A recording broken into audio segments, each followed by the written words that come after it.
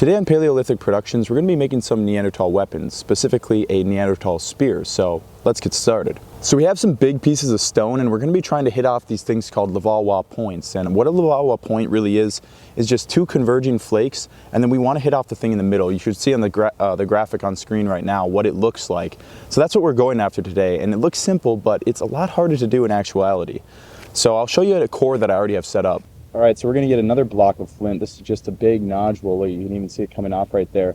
And we're going to try to turn this into some daggers and lyra points. All right, now that we knocked the top off of it, we're going to hit some flake downward.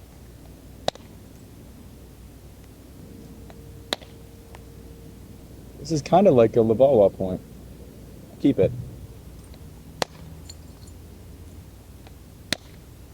All right, we might be able to hit a really nice point off of this side. Hey, there we go. That's kind of a Levallois point.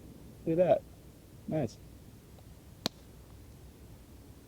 Hey, that counts. It's a little Levallois point. Wish me luck here. Counts. Not super Levallois, but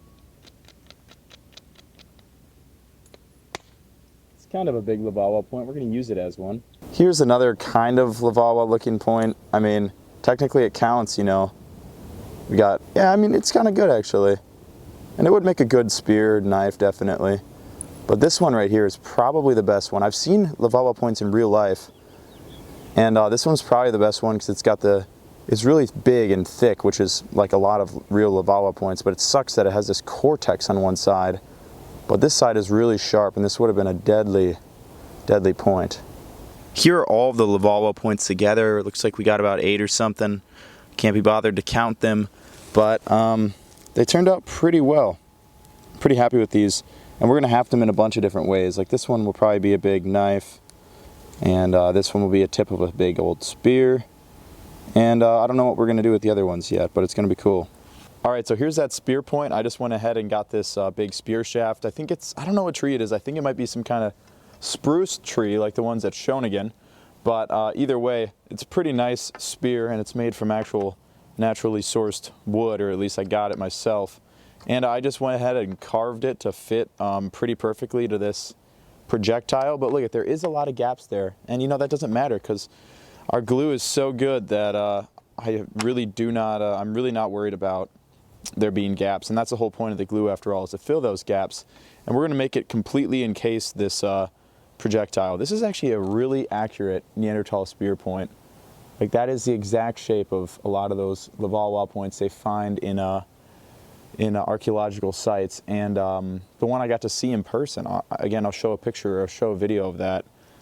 And this is an example of a point, but it's really only pointed by little bits of retouch on this edge and a little bit here, and this is a cortical surface.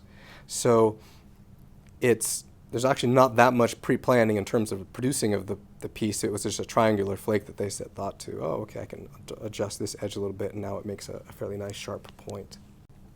So this is a Levallois point by its morphology, particularly having the converging scars here and on the central scar. It's a bit thick for Levallois, but they're really small and short little projectiles often. But yeah, we're just going to go heat up the glue and then haft this on. And then we're going to put sinew on it too, I think. But yeah, nice. All right, so we got the glue heating up in this little pot here. And as you might be able to see, it's just full of these fibers from this cordage. Is this hemp? I don't really know, but it's really good because they're really fibrous. And you just cut them into like 1-inch lengths and spread them up, and then put them in the pine resin, beeswax, and charcoal, and it makes a phenomenal glue. Like I was mentioning with this right here, like this thing is on here so good, I couldn't even take it off if I wanted to, even if I were to hack at something. So I'm almost positive that ancient people used to put a lot of cordage into their glue. It just makes a lot of sense. But I have to look at the literature to see if Neanderthals actually did this, or if we know if they did this. You know, it's the fossil record after all, or archaeological record, so it's not complete. But yeah, let's wait for this glue to heat up.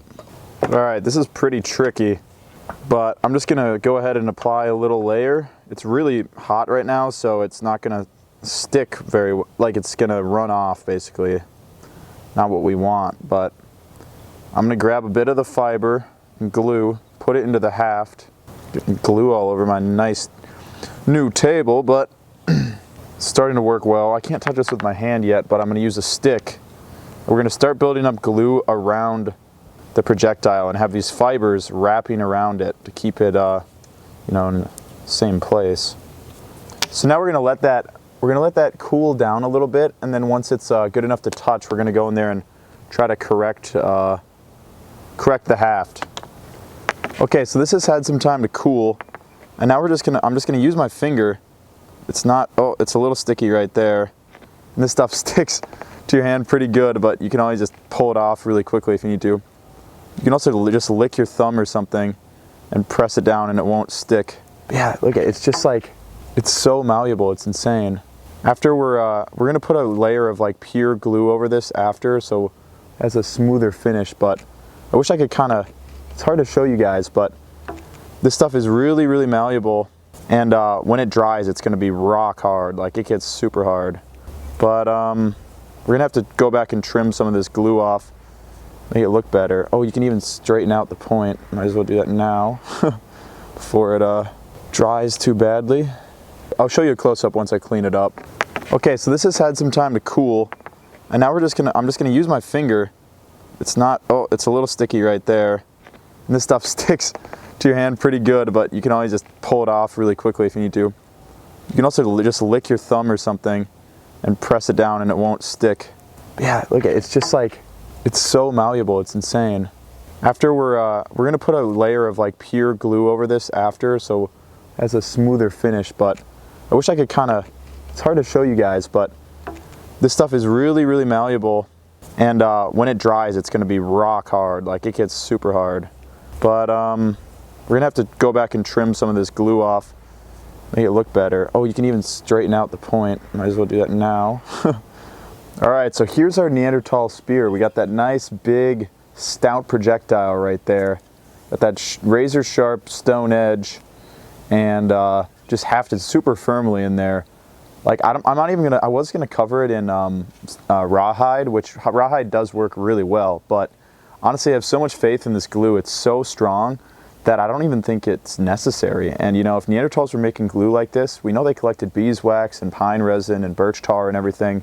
If they're making glue like this, I don't think there would be a reason for them to even go out of their way to do the sinew. I could be wrong though. I mean, if I were actually to be hunting with one of these, I probably would do sinew and glue, but yeah, pretty nice little projectile or spear, whatever you want to call it.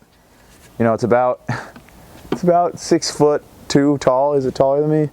Yeah, it's about 6'3", 6'4". You know, that's probably the type of spear a Neanderthal would use. You know, they were pretty small on average, males like 5'5", so certainly imagine them with one of these. And this is certainly a deadly weapon. Just thrust with this, and this would probably stay on after multiple thrusts. So, you know, they could run up to an animal, stab it, maybe even overhand throw it, or people underhand throw too. I've never tried that, but I know ethnographically we know they did that. So pretty deadly tool, and we're going to test it out in the main channel. Maybe that video's out before this one, but yeah, I'm excited. This is a really nice projectile. I really don't want to destroy it because this is such an accurate replica of a Neanderthal spear, honestly.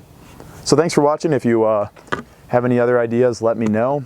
Let me know how you like these little videos. That, you know, I don't put a crazy amount of effort in them, to be honest, but let me know if you want to keep seeing them, because I'll probably just give little tips about how to make some of these things. And that was kind of the idea for this channel, is like, because I have to make these weapons anyways for the main channel, so I might as well record it and put it on YouTube for you guys to watch as well. So I'll stop yapping, go watch the video, go watch my other videos on the channel, subscribe, like, everything.